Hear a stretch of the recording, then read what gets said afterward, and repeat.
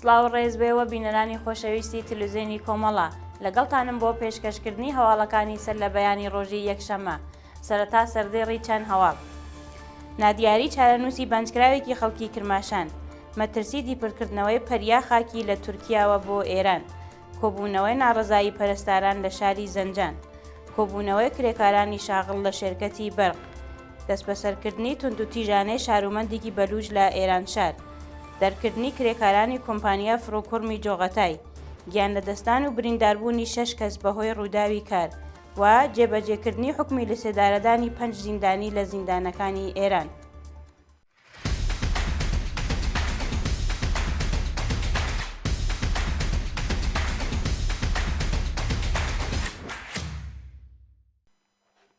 درێژەی هەواڵەکان.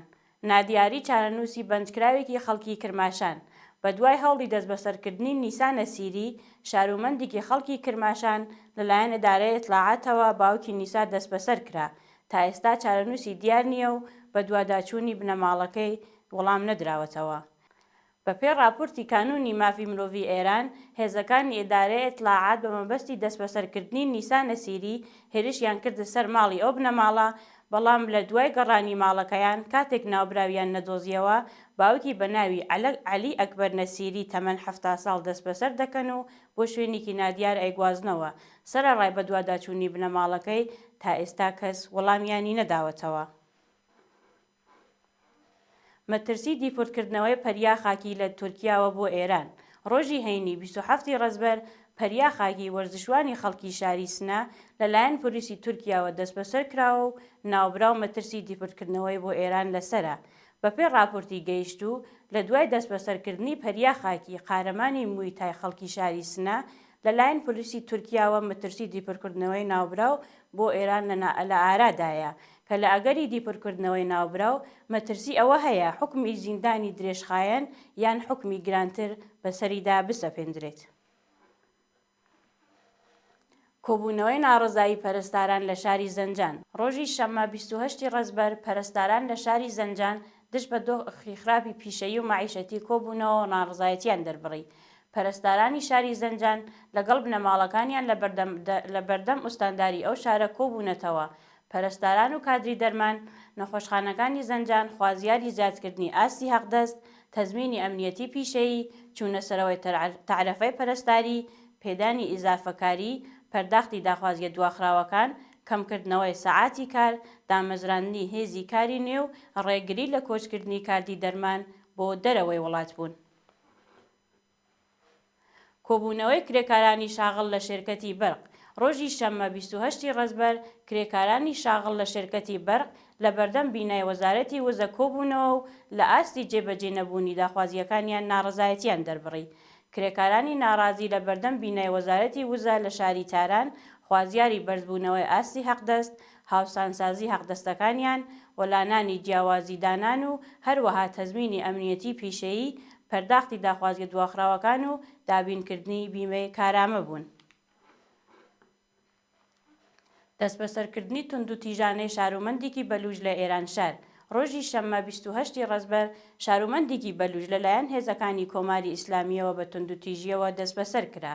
بەپێی راپۆرتی حاڵوەش، شارومەندێکی بەلووج بە ناوی ئیسماعیل سەلاحزەهی تەمەن 33 ساڵ بەبێ حکمی قەزایی و بەبێ ئاگاداری لە شاری ئێرانشار سەر بە پارێزگای سیستان و بەلوچستان لەلایەن هێزە سەرکۆچگەرەکانی کۆماری ئیسلامی بەبێ بەڵگە بە توندوتیژیەوە دەستبەسەر کرا.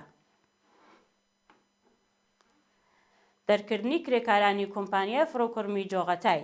ڕۆژی سێشەممە 24 ڕەزبەر 32 کرێکار لە کۆمپانیای فرۆکۆڕمی جۆغەتای بەهۆی کەمبوونی ئاستی هەناردەکردن و هاوردەکردن لە ئێران لەسەر کار دەرکران.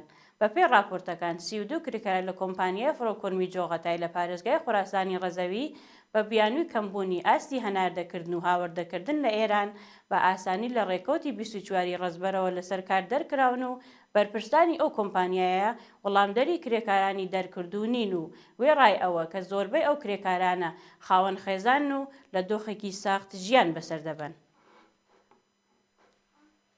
گیان لە دەستان و برینداربوونی 6 کەس بەهۆی ڕووداوی کار.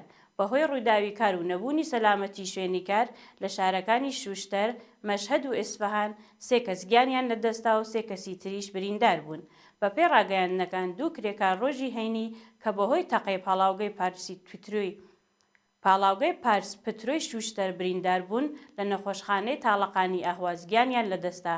هەروەها لە تەقینەوەی ئەو پاڵاوگە 7 کرێکار بریندار بوون کە 3 کەسیان لەو ڕۆژەدا ڕەوانەی نەخۆشخانەی تاڵەقانی لە ئاهواز کران و 4 برینداری دیکە لە یەکێک لە نەخۆشخانەکانی شوشتەر چارەسەر کران. هەروەها کرێکارێک لە پرۆژەی هێلی سیلی قەتاری شاری مەشهەد تووشی ڕووداوی کار بوو و گیانی لەدەستا. ئەم ڕووداوە لە ڕۆژی هەینی ڕوویداوە کە بۆی هۆی کەوتنە خوارەوەی پارچەیەک بتون ئەم کرێکارە گیانی لەدەستا. هەروەها بە وتەی ڕاگەیاندنەکان ڕۆژی شەممە 28 ڕەزبەر لە شارۆچکەی پیشەسازی موچەخۆرد لە ئیسفەهان ئاگر لە کوڕی پیشەسازی مسی قایم کۆتەوە و لە ئەنجامدا 3 کرێکار بریندار بوون و بۆ ناوەندە پزیشکیەکان گواستراونەتەوە. جێبەجێکردنی حکمی لە سێدارەدانی 5 زیندان لە زیندانەکانی ئێران.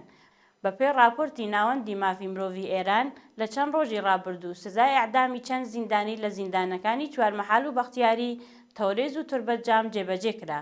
ڕۆژی چوارشەممە 25 ڕەزبەری 1403 هەتاوی حکمی لە سێدارەدانی ڕەزا کەریمی زەرەسوەند خەڵکی فەرۆخشار بە تۆمەتی کوشتن لە زیندانی فەرۆخشار جێبەجێ کرا و ڕۆژی یەکشەممە 22 ڕەزبەر حکمی ئەعدامی 2 زیندانی بە ناوەکانی عەلی نەجاری 25 ساڵ و عەلی ئەسخەل کۆجووری بە تۆمەتی پەیوەندیدار بە مادەی هۆشبەرەکانی لە زیندانی ناوەندی تەورێز بەڕێوەچوو.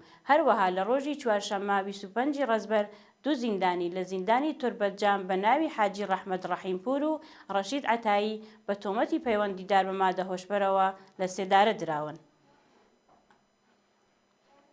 کۆبوونەوەی ناڕەزایی خوێندکارانی زانستە پزیشکیەکانی زانکۆی ئازاد.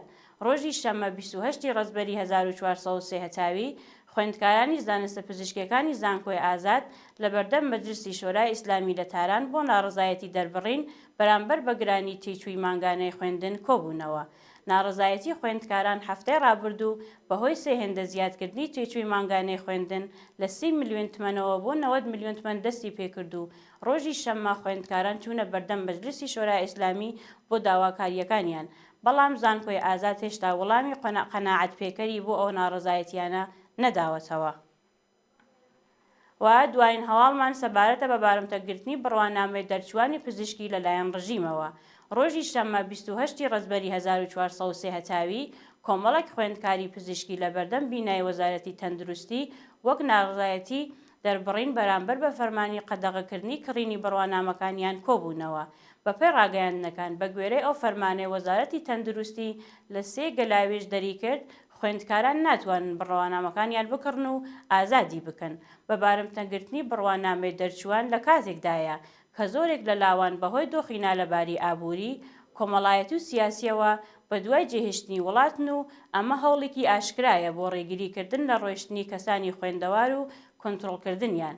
قەدەغەکردنی کڕینی بڕوانامە و ڕاگررتنی بەڵگەنامەکان بەکردەوە بە واتای بارمتەگرتنی ژیان و داهاتووی لاوان دێت. ئەم سیاسەتە سەرکوتگەریە کە قەیرانێکی قوڵ لە سیستەمی پەروەردە و بۆشایی گەورەی نێوان لاوان و ڕژیم نیشان دەدات تەنیا ناڕەزایەتی و ناڕەزایەتی زیاتی لێ دەکەوێتەوە. بەڵێ بینەرانی خۆشەویست هەواڵەکانتان پێشکەش کرا. کات و ساتێکی خۆش بۆ هەموو لایەکتان.